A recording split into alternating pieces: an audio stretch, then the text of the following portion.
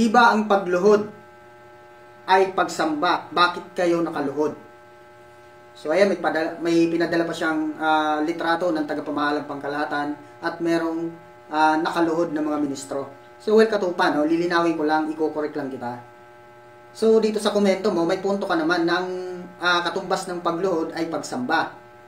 So ang tanong mo, bakit kayo nakaluhod? So may pinadala kang litrato, no? So dyan sa pinadala mong litrato, Katupa, no, kaibigan, para sa yung banal na pagkaunawa, para lubos kang malinawan kung ano ba talaga ang ibig sabihin ng pagluhod ng mga ministro sa harapan ng tagapamahalang pangkalahatan.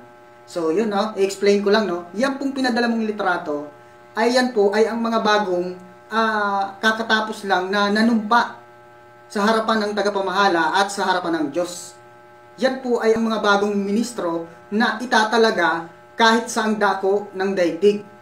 So sapagkat sila po ay nanumpa, binabasbasan po sila ng tagapamahalang pangkalahatan.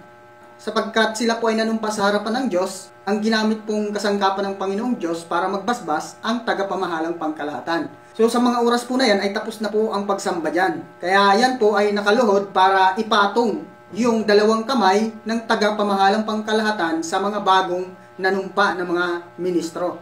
So yun lang po, kaibigan, sana po naintindihan mo, no? Hindi po sumasamba yan.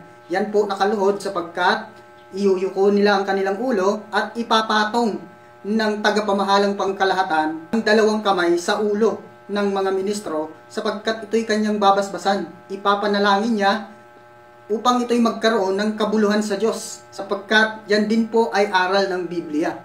Yun lang po, Katupa, no? Maraming salamat. Sana naintindihan mo ang pinadala mong litrato. Hindi po yan pagsamba. Yan po ay pagbasbas ng tagapamahalang pangkalahatan sa mga bagong nanumpa na mga ministro. So yun lang po, maraming salamat.